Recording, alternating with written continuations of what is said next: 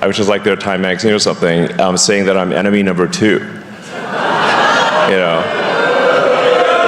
Yeah. Democracy? I mean, I'm pro-democracy. All I'm literally trying to do is uphold the Constitution and ensure we have a free and fair election. I'm definitely upgrading my security. You know, it's like... So, guess I better cancel that open car parade. Just kidding.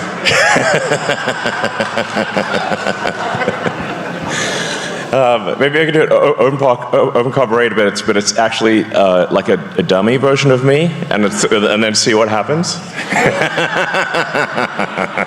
It's just like an inflatable version or something. I don't know, it'd be quite funny. Just troll them. No, but I have to admit, sometimes I'm a little shook by some of the things that I see. You know, like the level of vitriolic hatred on the left, which is supposed to be tolerant. They claim they're tolerant, and yet they're incredibly intolerant, and spewing hate. And you know, whereas on the right, I see people sort of tend to regard people on the left as, well, misguided. But you know, you don't hate them. They're just mistaken. They're misguided. But the amount of hate coming from the left is like, wow, next level. Yeah, there's some evil stuff out there. They should be. That's the essence of free speech: is that ideas survive. When they're competing ideas in the marketplace of ideas. If somebody says something that's incorrect, then that can be corrected. That's what happens on the X platform. People will say something, then others will add context to it, or they will correct it, or there'll be a community note. And this applies equally to the left and right. There's no thumb on the scale like there used to be. And there's no voice on the left that's been silenced, unlike in the past where many voices on the right were silenced. But they just don't seem to like the idea that people on the right can say what they want to say within the bounds of the law, which is startling. I mean, the reason for this petition in support of the Constitution is because the Constitution really is under attack. One prominent Democrat after another has been saying that freedom of speech, the First Amendment, is a bad thing. Yeah, and Hillary. Yeah, exactly. It's like a long list. They're not like, mid-level people it's like the top people in the Democrat Party are saying the First Amendment's an obstacle, and then they will refer to it, they use the word disinformation. Like, it's a pretty good indication that if someone's using the word disinformation a lot, they are the ones creating the disinformation.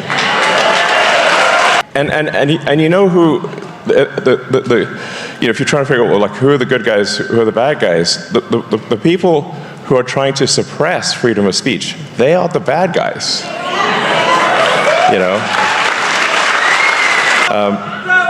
But it's actually astonishing that we're even in this position in 2024 in America. It's hard to even believe that this is real, And some of the crazy stuff that I see happening, like California passing a law making it illegal to require voter ID in any election in the state. And a friend of mine went to vote in Palo Alto in California because he was like, is this real or not? And he like tried to show his ID, and it was like presenting a cross to a vampire. Like, they're like, no! Allowed to look at his ID even if he wanted to show it to them. That is the extent of the madness. This is a real thing in California right now. And if the Dems win nationally, they'll do it nationwide. Obviously, that's what's going to happen. And there will be no democracy. That's why I think this is the most important election of our lifetime. President Trump is the only one who can save democracy. Fight, fight, fight, fight, fight, fight, fight, fight. Yeah.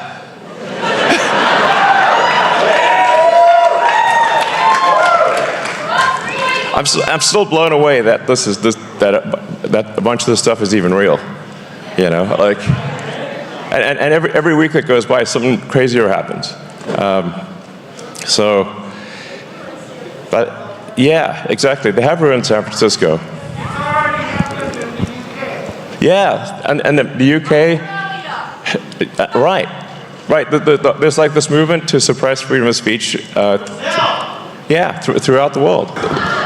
If obviously, yeah, indeed, Mars 2028, Occupy Mars. Yeah, exactly. We want to do exciting, inspiring things that make you look forward to the future. Like sending people back to the moon, sending people to Mars, exploring the solar system.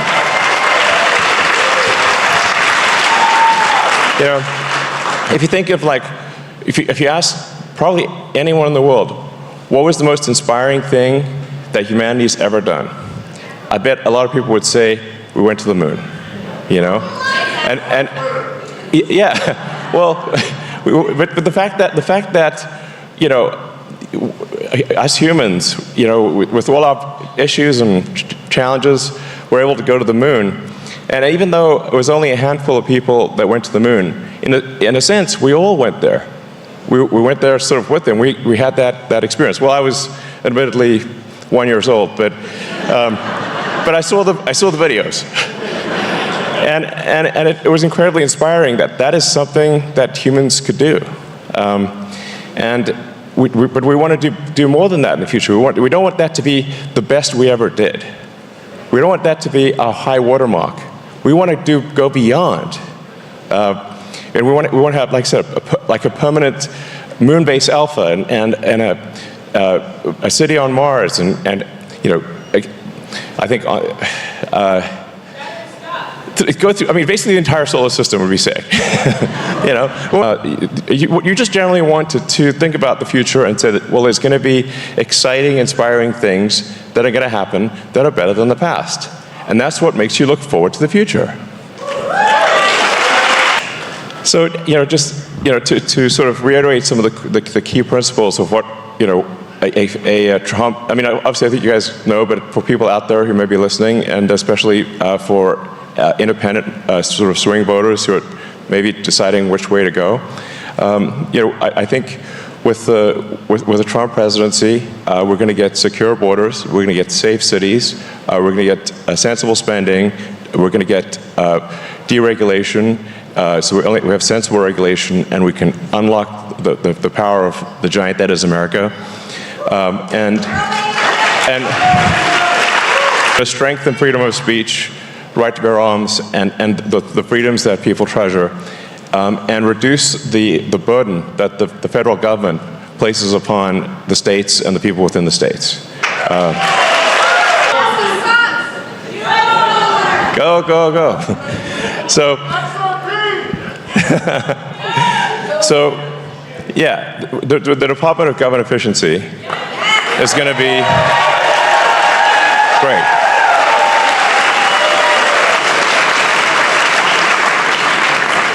What that's going to do is really just take a look at all the federal expenditures and say if something is not, if you're not getting great value for money for your hard-earned tax dollars, cancel it. So, yeah. And I would regard this as, I would like to say it's a hard job, but actually it's not, because there's so much waste. So I actually think this is a fairly easy job, although we'll get a lot of opposition naturally from the entrenched interests that get the money and do nothing good with it. They'll be grumpy about it, but the American people will be very happy that their tax dollars are being spent in a much more sensible way. And I think we also want to have extreme transparency. So like no shady backroom deals or whatever, everything done in the open, total exposure, like you can see the mistakes that are made, the good things that are done, you can comment on it, you can, raise concerns. We want a transparent, open government, and, because there will be mistakes that are made, but you want to, if there's with transparency comes trust.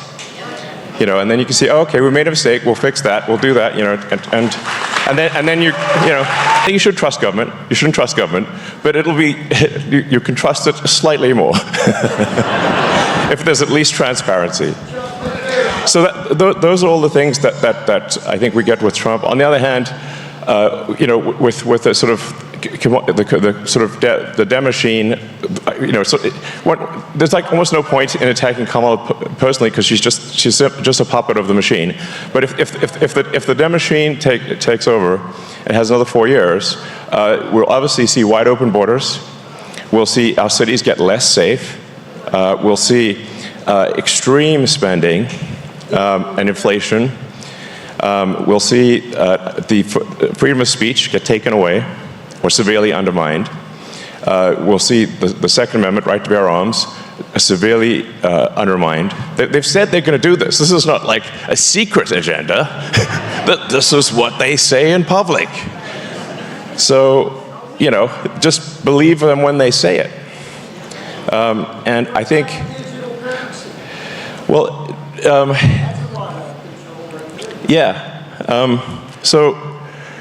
and I think there's another significant danger, which I think which you consider is that there's a massive increase in the number of illegals that are being put in swing states. If you look at the actual numbers, look at the government data. So this is government data reported from a Democratic administration, and you see triple-digit increases over the past 3 years in the number of illegals in swing states. Now the goal will then be to, over the next 4 years, to legalize all of those illegals. Now you've got a 200,000 vote advantage. And every swing state will be blue, and America will be a one-party state forever, just like California. And that would be a nightmare. Democracy, gone. That's what I think will happen with the Kamala presidency. Mark my words. I build rockets and cars and stuff. So what am I doing in politics? It's not. I don't want to be in politics. I want to be clear. That is not my preference. I just like building stuff. I like building products that people love, and I derive joy from seeing people enjoy the products that my companies make.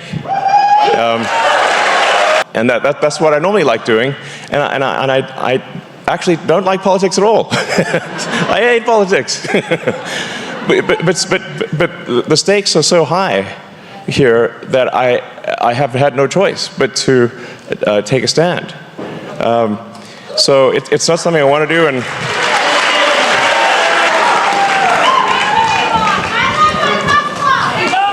thank you.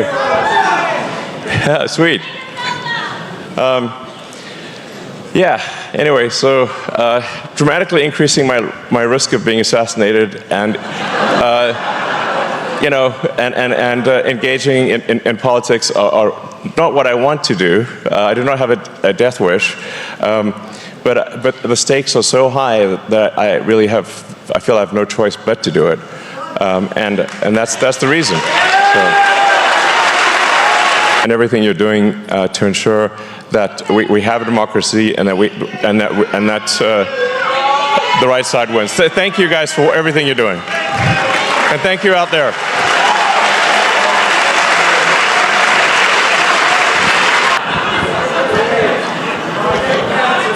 So,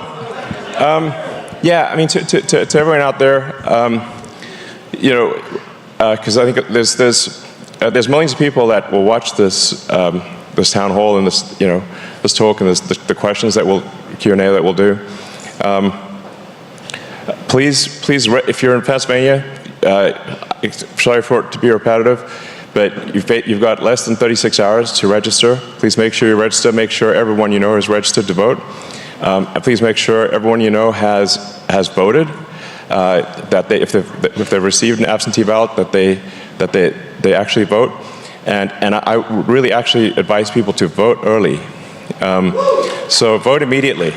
And you can go in and it's kind of an odd nomenclature because it says absentee ballot, but you can actually take your absentee ballot and hand it in person. So then you're like, okay, then you know it got there. You're literally handing it to the person. You can, I guess probably take a picture of it or something. But that's incredibly important.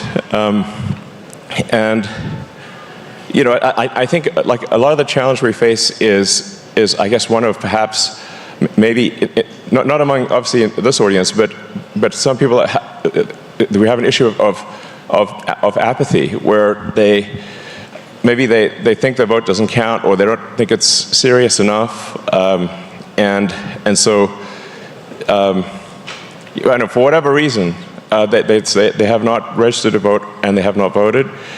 So it's just really important to go out there and explain the importance of this election and how democracy is on the line. And this, I think, this might be the very last election that's a real election. And it's the most important election in your lifetime. And if there's any election where you ever vote, it should be this one.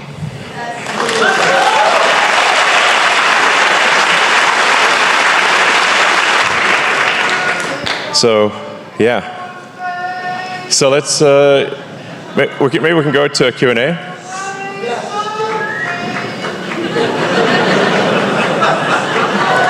So we can start. I think the things that we've talked about will have a big effect. You know, the sheer amount of what I call the strangulation of America by overregulation that is inhibiting progress, like preventing new houses from being built, preventing bridges from being built, preventing even trivial things like the Boring Company, for example, is just trying to dig a simple tunnel under a river, has been waiting 2 years for a permit, can't get it done, so it's just sitting somewhere. I think when Reagan did deregulation in the 80s, there was unleashed a wave of prosperity. I think that's a super big deal. The other thing that's very important that I haven't touched upon is that we need to make sure that America, that you get ahead purely as a function of of your talent and hard work. Nothing else. You know, there's like racism, sexism in any form is bad. Doesn't matter who it's directed towards. And we want to have the land of opportunity. It means that you're as good as how hard you work and how talented you are and what contribution you make, and that should be that should only be the only thing that matters about getting ahead.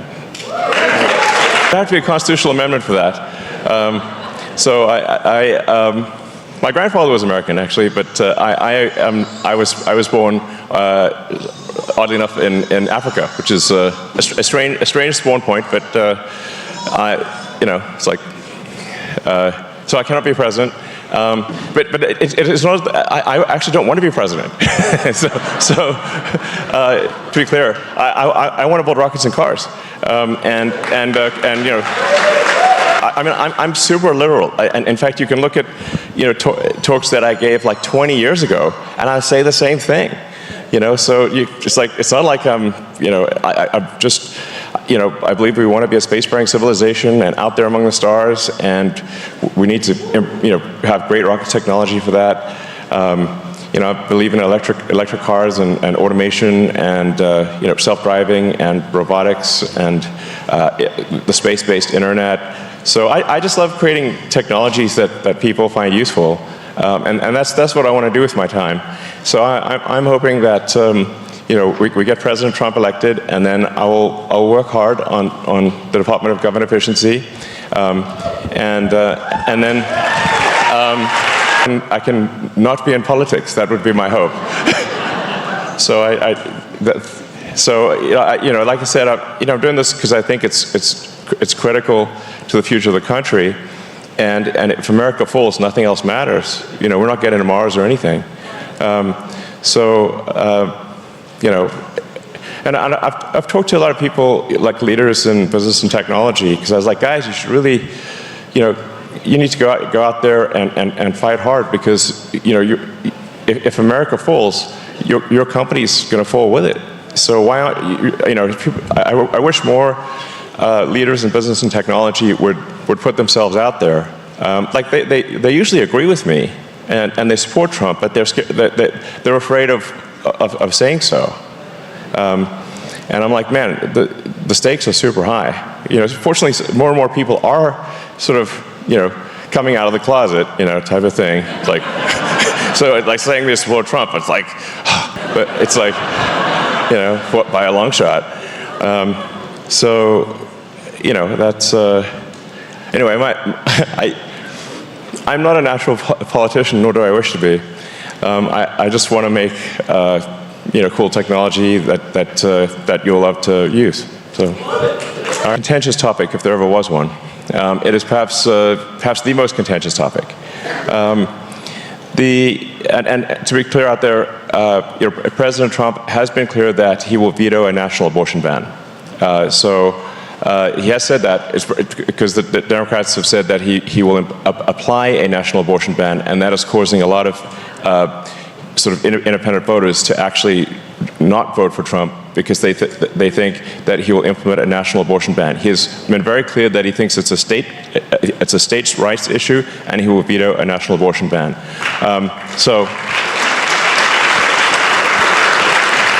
Now, there is no answer to this question that will not offend some number of people. But nonetheless, I will tell you what my opinion is, which will certainly offend some number of people. My opinion is that if a baby can survive outside the womb, it cannot be aborted. It cannot.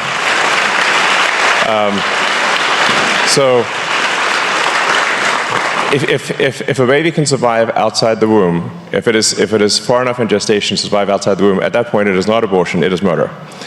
So, obviously. Now, part of the challenge here is that the education system has terrified girls and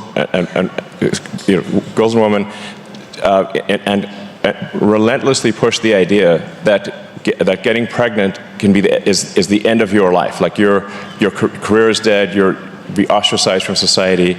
And so when you instill terror in young girls that getting pregnant is the worst thing that could happen, they obviously, they believe that if they're just kids.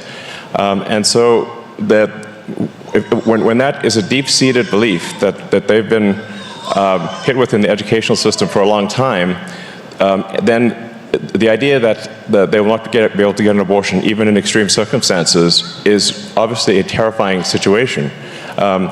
And they will not vote for any candidate who might, essentially, who would stop them from getting an abortion even in extreme circumstances. So this is the issue that we face. It's this relentless push in education, terrifying girls and women that if they get pregnant, their life's over. And the reality is there's nothing greater than having a kid.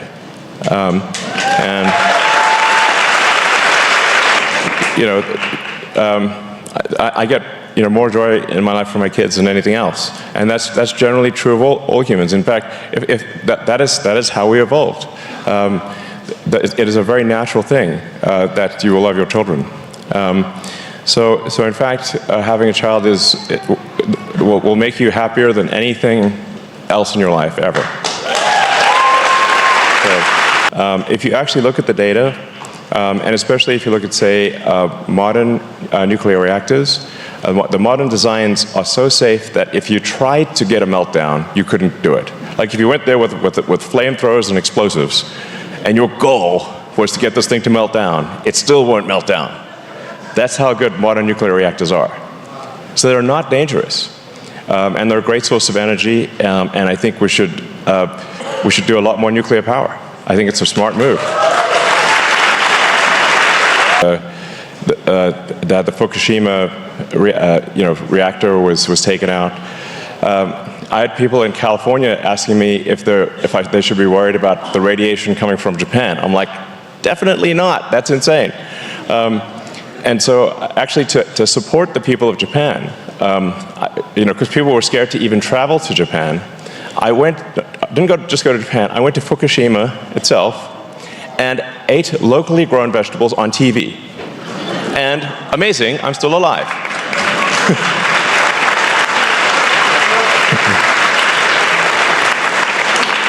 Wow, can you believe it? They sent a nuclear case to a different planet. No, we don't need to send the nuclear waste to a different planet. The nuclear waste is very tiny, and it can be, you can store it, as much of it as you want, on site at the nuclear reactor. You don't even need to move it. Can you put it in a Tesla? You'll tell me when? Not yet. So, anyway, I just said we should be less scared of nuclear stuff, and it doesn't take long to just. I mean, if you just read like the even Wikipedia level stuff, it's going to make it clear that it's not a scary. It's not a scary thing. Now, if to sort of maybe sort of wax scientific philosophically, the real massive energy source in our solar system, overwhelmingly, is the sun. So the sun, it converts roughly 4.5 million tons of mass to energy every second, and it's very reliable and requires no maintenance and no servicing. It's pretty great. No service for like all that energy. So long term, by far, the most amount of energy we'll get is from the sun. The solar energy exceeds all other energy by a factor of 1 trillion, like literally, not an exaggeration. So, yeah.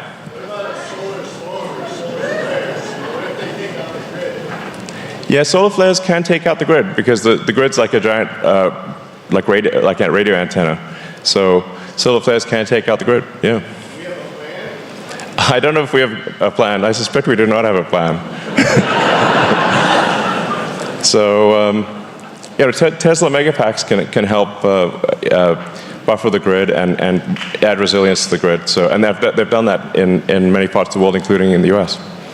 So, let's see. So, yeah, domestically or internationally. Yeah, I mean, I think that. I think like most likely, I think it's 80% likely that AI makes the future great, and 20% that it makes the future really bad. So we want to maximize the probability of it being good, and I think we should be on the lookout for any manipulation domestically or internationally through the use of AI.